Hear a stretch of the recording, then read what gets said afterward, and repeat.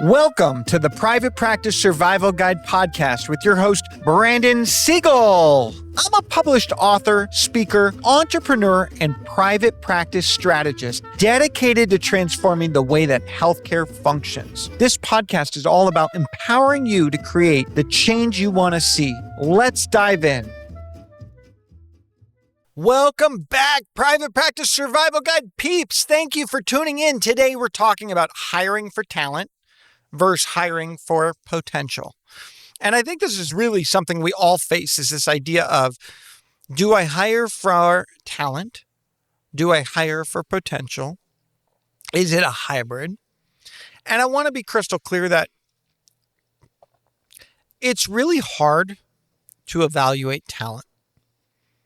And I know that sounds weird, but without seeing it in action, talent is not always represented on paper.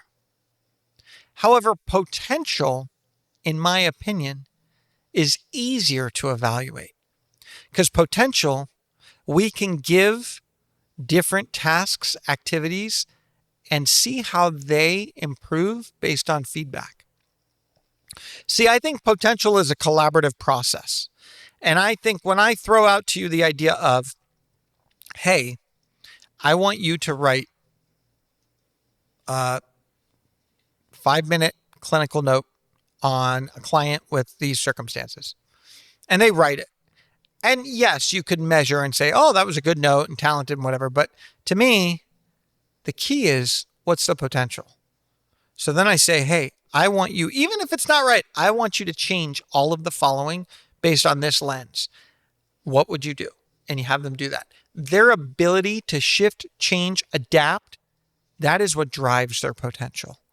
And so when we're defining our ideal candidates, I want you to align candidate traits with your practice's mission and vision. I want you to have a strategy where you ground your candidate's profile in the core purpose, and that long-term goals of your practice are clearly stated to ensure alignment, that there is a value in client care alignment. And so how to implement, I want you to review your practice's mission statement. Example, providing compassionate, client-centered healthcare. Identify your key values like empathy, collaboration, innovation. Define the traits that reflect these values. For example, if your practice emphasizes holistic care, seek candidates with training in integrative approaches or a demonstrated interest in that mind-body wellness. What's my ask? What kind of person would embody our practice's unique approach to client care? Bottom line. Example, for a practice focused on trauma-informed care, prioritize candidates with maybe certifications in EMDR, somatic experiencing, and a passion for working with underserved populations. But at the end of the day, our outcome is candidates who share your mission will be more engaged and committed to your practice's goal. So I think when we are able to find not just their potential, but their organic fit in terms of alignment with our mission and vision, it's really important. So I'll give a non-private practice example. As you know, was born into a family of California closets. And if I were interviewing and someone shared that their whole life they've enjoyed woodworking because they enjoyed to create something with their hands that was able to transform the function of someone in day-to-day life, whether that's a closet, whatever, all of a sudden there's an alignment, there's a story, there's a mission, there's a vision, there's a passion, and that this role is going to help fulfill their personal mission and vision in alignment with ours. So there's candidate traits that align directly. I think figuring that out is really important. And so the other thing we want to do when we're defining our ideal candidates, again, ideal. So before I go into this, I want to explain ideal. What does ideal mean? In a perfect world, we're going to make sacrifices. There's no question. But how much we sacrifice, what is ideal, what is necessary, are two different variables that we're going to be measuring. Those are axes that we look at. So I have an ideal candidate. I have a minimum qualification for a candidate. When I am looking at my ideal candidate, I want to identify role-specific competencies and skills that are non-negotiable. So in this strategy, when we're identifying our role-specific competency, I want you to break down the job role into what are the must-have technical skills, the must-have clinical expertise, the soft skills, to ensure the candidates can perform that effectively.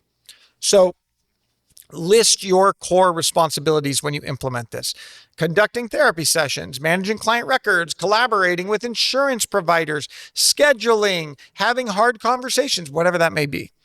I want you to specify the required credentials versus the preferred specialties. So maybe the credential is they need to be an LCSW or an LPC or an MD, but you have preferred specialties. They need to be a CBT, a DBT, whatever that is. Highlight soft skill communication, time management, adaptability, which are critical for client interactions and team dynamics. A lot of the time we put generic stuff and we're not specific. I want you to be able to see, I think it's easy to measure the black and white of credentials.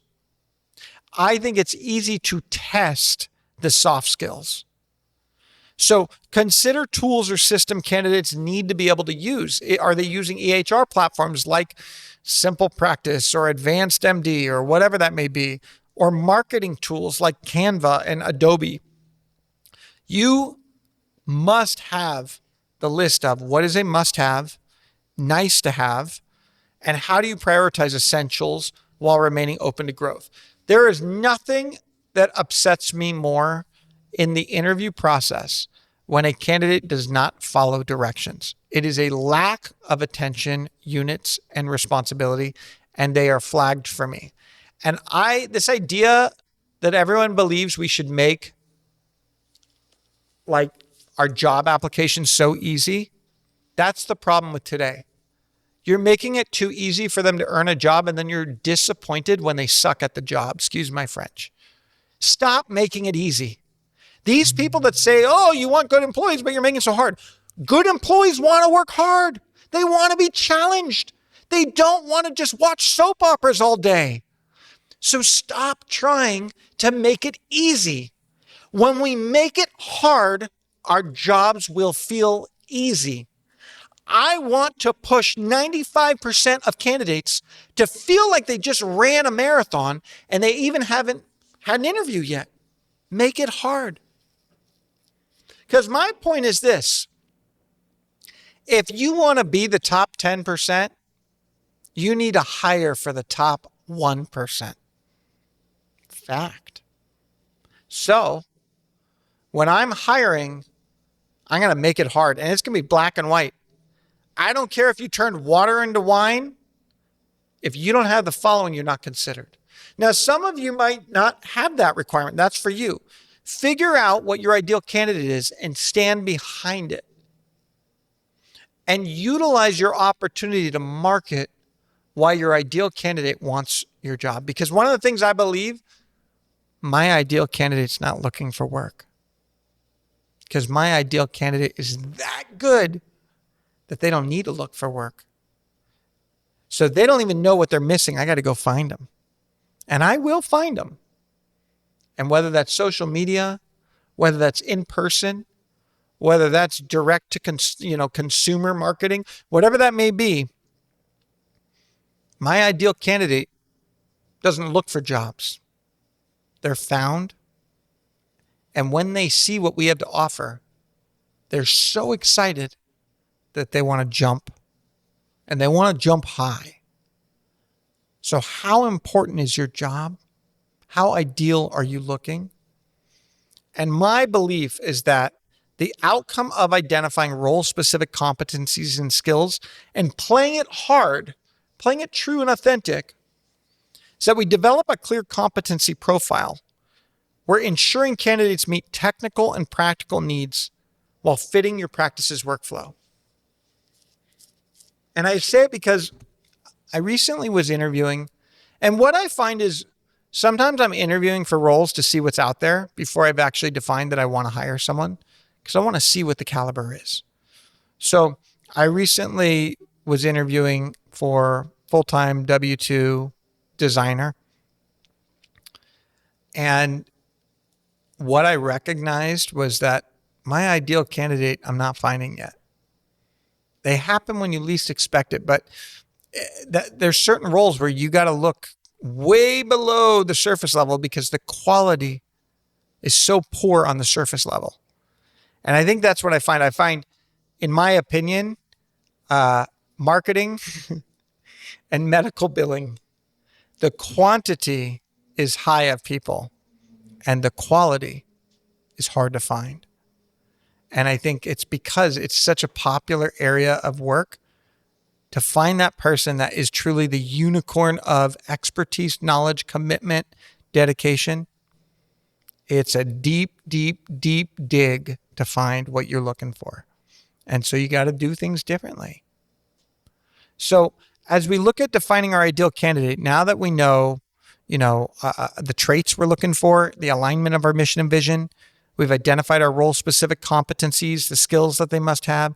We've kind of made it hard, so to speak, in terms of like really going for an ideal candidate, someone that is so out of the norm.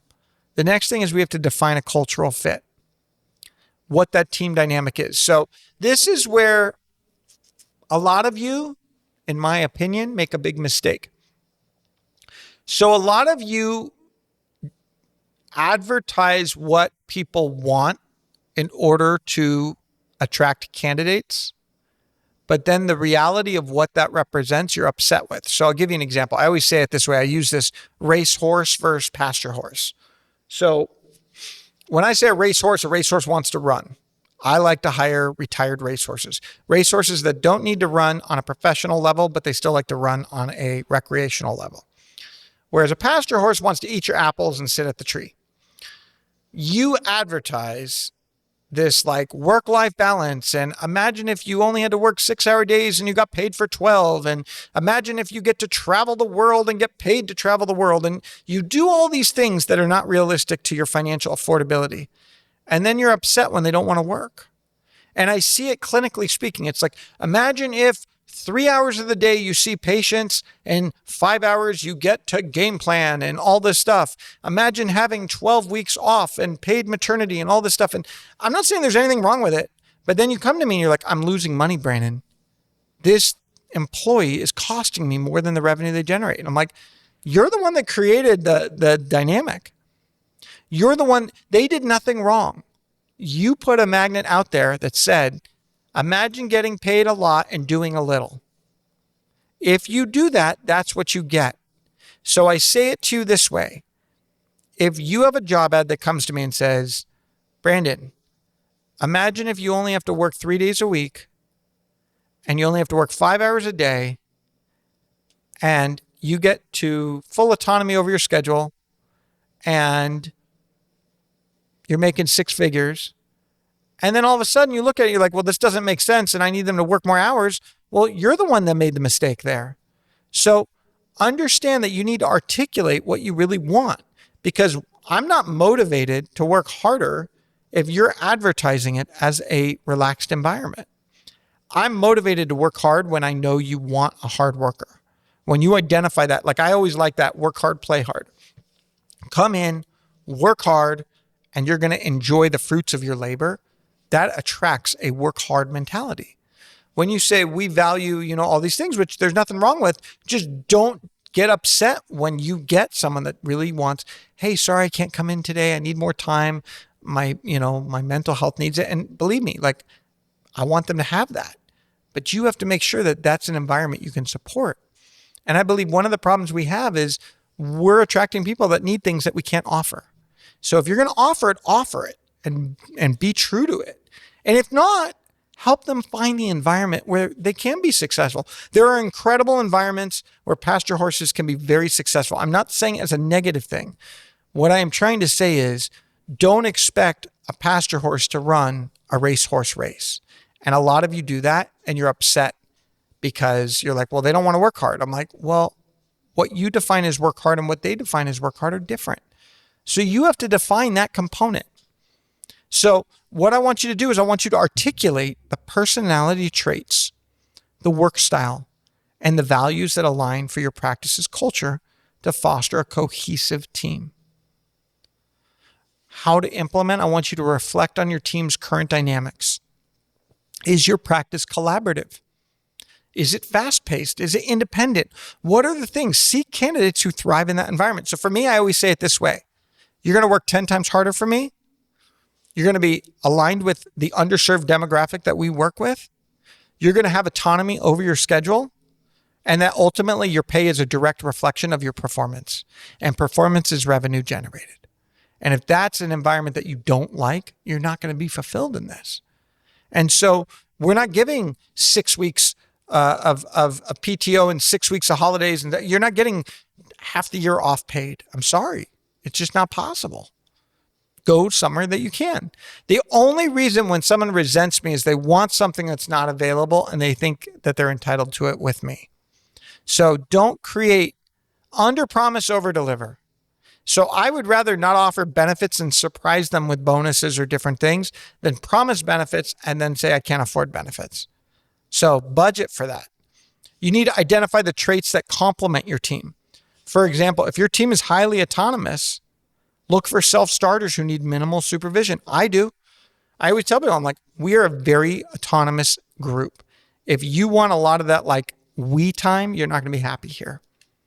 Consider client-facing qualities. If your practice serves a diverse clientele, prioritize cultural competence or lived experience with specific communities. Use behavioral questions in interviews. How do you handle a disagreement with a colleague? How do you handle a patient that doesn't show up? What puts you in fight or flight when you are with a patient? Assess the alignment in these behavioral questions. So an example, a practice with a warm, family-like culture might seek candidates who are empathetic, approachable, value team check-ins. Outcome, hiring for cultural fit reduces turnover. It's going to enhance your team morale. It's going to ensure candidates integrate smoothly. Cultural fit and team dynamics are going to be crucial to the sustainability of how you identify those ideal candidates. We need to understand our candidates' needs and preferences. What does that look like? Tailor your candidate profile, meet the demographic. So I already know the demographic of my group. A lot of you are looking for what is available versus what is needed. So I ask you, and I mean no disrespect, I say, who is your ideal employee? And a lot of the time, this is what you tell me, anyone who's willing to take my job. Why aren't you worth $1 million? Why can't you think that you're worth 100 other jobs? The first thing I say to people is I'm like, I can get you 100 other jobs. I can get you $100,000 more money if you want. I can get you 10 times the benefits. You want it? I'll refer it. This is why you want me. This is the sacrifice you're willing to make.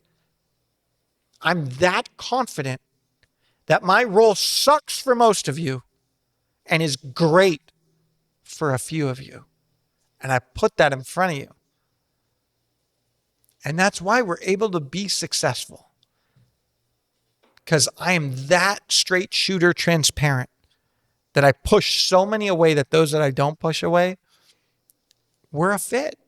It's not, oh, Brandon, you're so great. It's, we're a fit.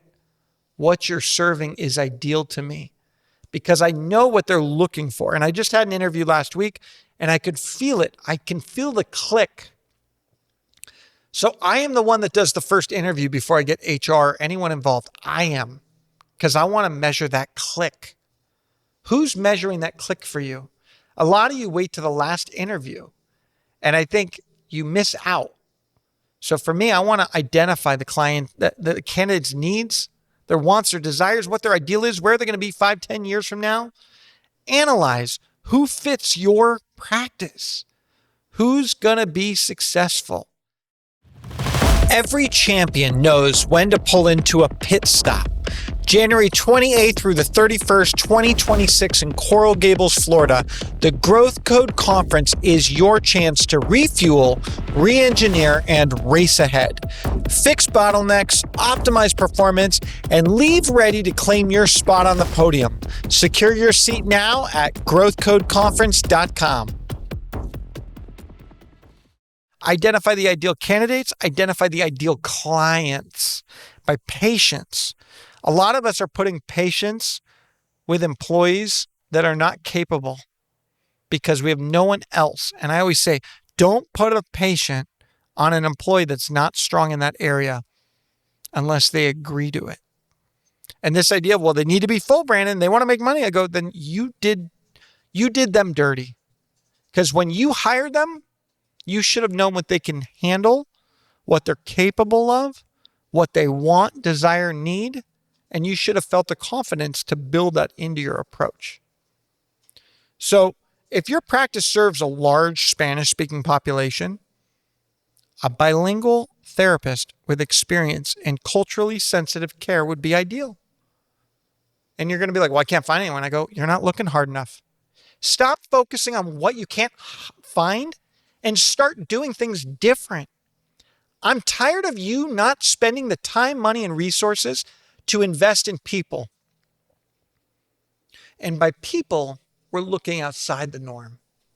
We're recruiting in different ways. We're figuring out where, how, why, when. I don't think you're looking for a quick fix versus investing for a career. So the other thing we need to do is we need to incorporate operational and growth needs. Factor in your private practice's current capacity, the future goals to ensure candidates can support both immediate and long-term goals. Under promise, over deliver. What are they looking for? If they say, I want to be a manager, I want to lead a group, I want to be a director, I want to be an owner, I want to be a whatever, figure that out now. I just met with a practice yesterday that they built a model for employee ownership, and that basically each employee will own their own practice in some capacity after a certain period of accomplishment. I think that's a really smart opportunity there. Big believer. So assess your practice's pain points: high admin workload, limited evening availability. Seek candidates who can address these gaps. Like a therapist could be comfortable with admin tasks or flexible hours or different resources. Consider your growth plans. If you're expanding into group therapy or telehealth, prioritize candidates with relevant experience and adaptability. Understand the opportunities that they bring to the table. Evaluate part-time versus full-time needs and whether candidates should bring their own caseload or build one. So my whole viewpoint is I like to build full-time caseloads. So when an employee, I just had someone this morning apply to my job and the statement was additional work. And that raised a major red flag. I was like, I don't really like to hire that. That's not a fit for me because I want full-timers. So my viewpoint was, if you're just looking for side work, we're not your fit for us. But knowing what you're trying to do, what your business growth strategy is, how you do it is really important. Include business-oriented skills if relevant. What are the skills that these people have played beyond just the therapeutic relevancy? If you're launching a group practice, an ideal candidate might have experience supervising interns, managing multiple providers, etc. Candidates who align with operational needs reduce strain and support and sustain growth. We need to engage our team in our process with our ideal candidates. Involve current staff to gain diverse perspectives and ensure buy-in when defining the ideal candidate. I want you to host a team meeting to brainstorm the qualities the new hire should have. Focus on gaps, skills, and personality. Ask team members about challenges they face that a new hire could alleviate: lack of expertise in a specific modality. Include admin staff to identify the non-clinical needs like proficiency, scheduling software. Balance input to avoid bias. Ensure your team doesn't just seek someone else like us. How do we bring in diversity to make a more well-rounded team? Your team, let's just say, might highlight the need for a therapist who's tech savvy to streamline EHR use, while clinicians might prioritize trauma expertise. The outcome is that team involvement creates a well-rounded candidate and fosters a sense of ownership. So as we're looking at this, your team can bring more valuable insight than you know. That's the reality. And sometimes we're looking to just replace or replicate versus complement. Complementing skills can be a huge growth opportunity. So we also have to create a candidate persona. Synthesize your findings into detailed candidate persona to guide job postings, screenings, and interviews. Combine insights from the above strategies into a narrative or checklist, etc. So it might be licensed professional, certification, collaborative, passionate about mental health, whatever that may be. These are all things that we want to incorporate. We want to use the persona to craft a targeted job description that attracts the right candidates and deters misaligned ones. Share the persona with your hiring team to ensure consistency in evaluating your applicants. So here's an example of a persona. Sarah is a licensed LCSW with 3+ years of experience in trauma-informed care. She's empathetic, organized, and thrives in collaborative, client-centered practice. She's comfortable with telehealth and has a passion for serving BIPOC communities. Bonus, she's bilingual in Spanish and familiar with simple practice. So you may change that to our ideal candidate is a blah, blah, blah, blah, blah, blah, blah, blah, blah. The outcome is a clear persona, streamlines recruitment, ensures all stakeholders are aligned on expectations. So we've talked about team involvement. We've talked about culture. We've talked about persona. We need to hire for mindset, though, train for function. So I'm a big believer that culture alignment drives team cohesion. When I'm talking about culture alignment, a candidate with a mindset that matches your practice's culture, collaborative, client-centered, innovative, outcome-oriented, integrates seamlessly with your team. So I may put that metrics motivated practitioners are a fit. That's going to be really important. So if you're an organization that is metrics motivated, you should put that. See, in my job ad, I not only do metrics motivated, I show the comp structure, I show all of the risk the employee is taking on, the expectation, the productivity, the accountability, all of that. I do it because I know it can be a deterrent. So a therapist who values empathy and openness would naturally foster trust with clients and colleagues. So being able to focus on that is really important, enhancing your practice's reputation.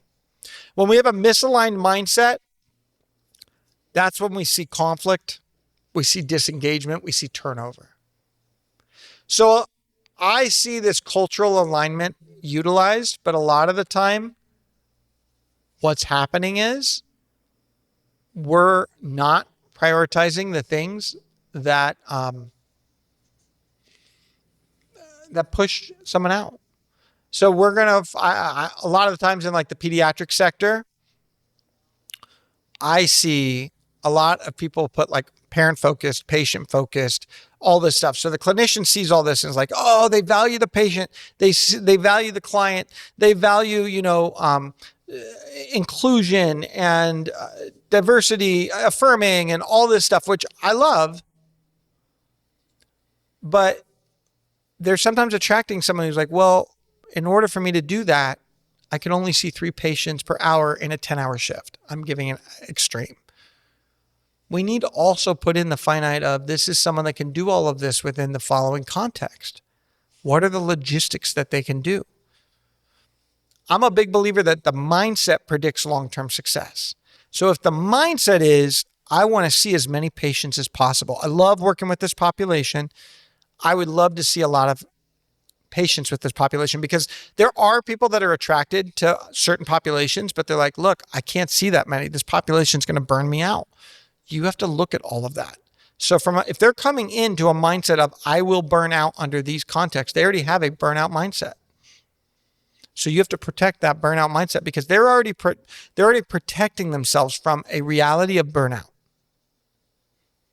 For me, I don't use the word burnout. I'm going to be honest. So if you said, hey, Brandon, like at what point do you turn something away? It usually comes from the context of, at this point, I'm no longer as effective as I desire to be. And I know you're like, well, you just said it differently, but I'm like, burnout is a byproduct, in my opinion, of someone saying, you did something that wronged me and now I can't perform at this level. Whereas What I'm trying to say is to perform at my best, this is where I excel. This is how I want my day structured. I can have that. So mindset, again, predicts long-term success. Qualities that we're looking for in that mindset, adaptability, curiosity, willingness to learn, indicates a candidate's potential to grow with your practice. A therapist with a growth mindset will embrace feedback and seek out new ways to get the job done. The next thing I want you to look at is client relationships depend on mindset. In private practice, clients prioritize trust, empathy, authenticity. A candidate's mindset shapes their ability to build rapport, deliver compassionate care. So, that idea of client-centered mindset, et cetera. So the first thing I want to do is when someone says, I am client-oriented, the first thing I'm going to ask them is, how would you handle the following situation? You're client-focused, and you have a client that is canceling 33% of their visits. They just can't handle it. What is your approach?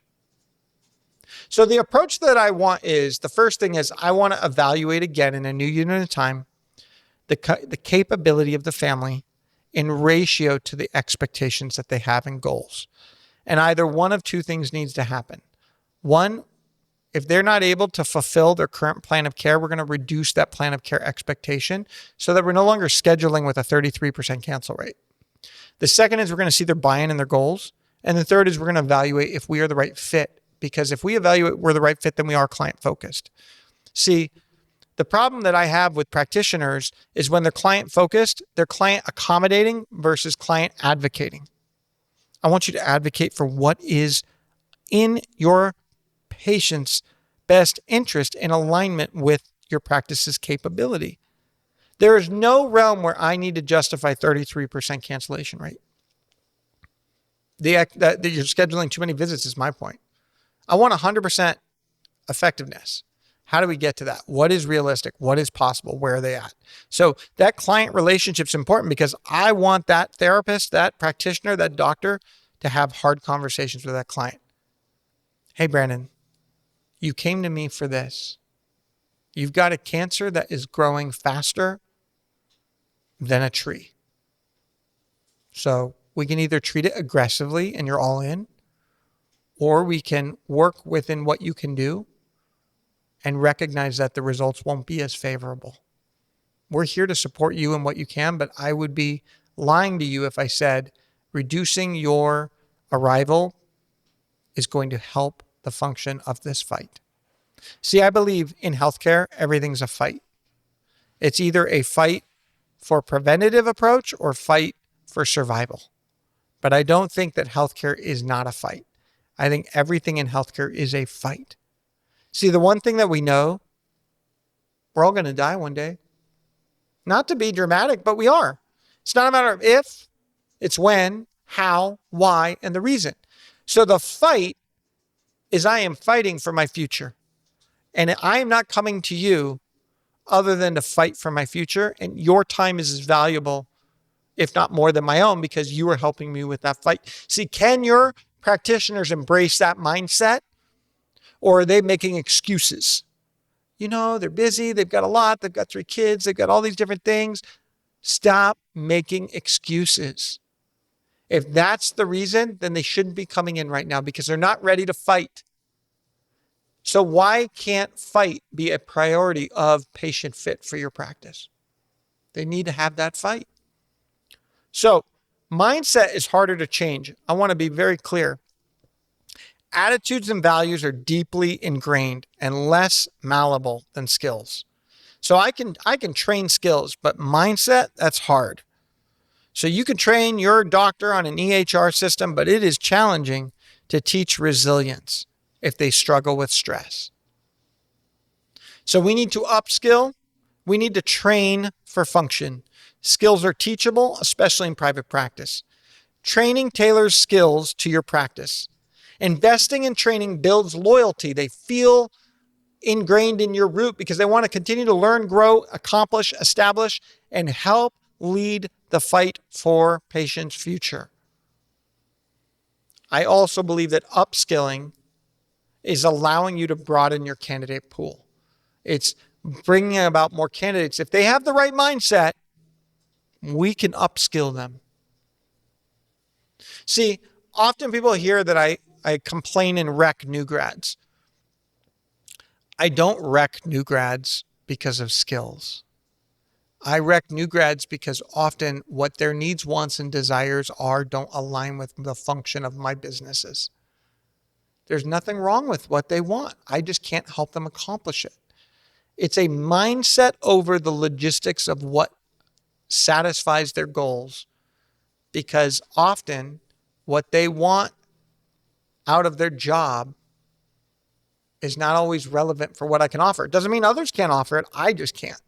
So really important that you know what you're going after. So we have to define your learning and talent management ecosystem. And so this approach works in private practice because it allows you to be client-centric care. The mindset-driven hire will prioritize client needs, which is the heart of the private practice. The skills like note-taking, scheduling, that can be refined. But compassion is important. That is a mindset. But also being able to hold patients accountable. That's a mindset. Small team dynamics and adaptability to grow, we got to be looking at in our talent management ecosystem.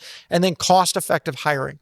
Hiring for the mindset reduces the risk of costly turnover due to poor fit. I think it's really, really important. So I want you to screen for mindset. I want you to plan for training.